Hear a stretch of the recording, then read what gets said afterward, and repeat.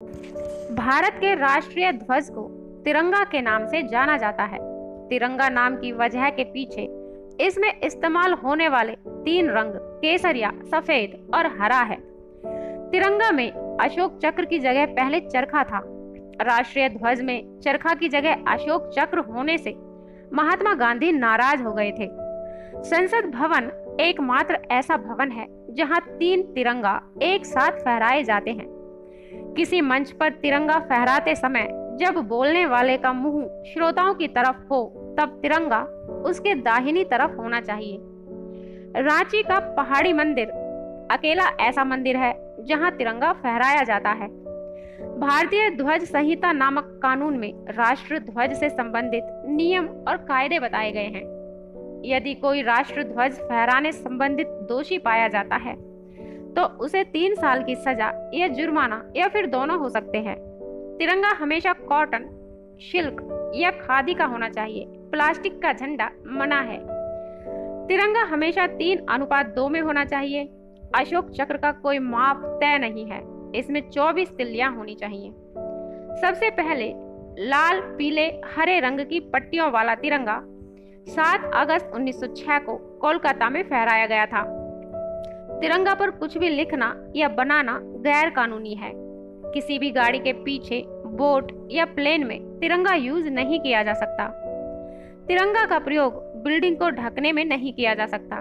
किसी भी स्थिति में तिरंगा जमीन से टच नहीं होना चाहिए।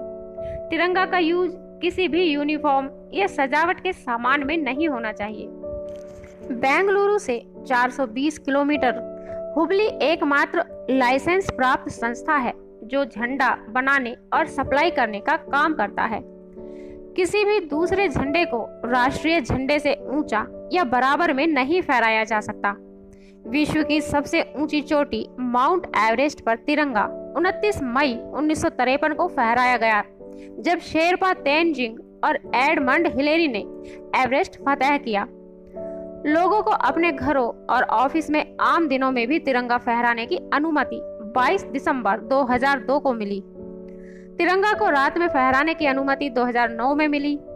राष्ट्रपति भवन के संग्रहालय में एक ऐसा लघु तिरंगा है जिसे सोने के स्तंभ पर हीरे जवाहरात से जड़कर बनाया गया है।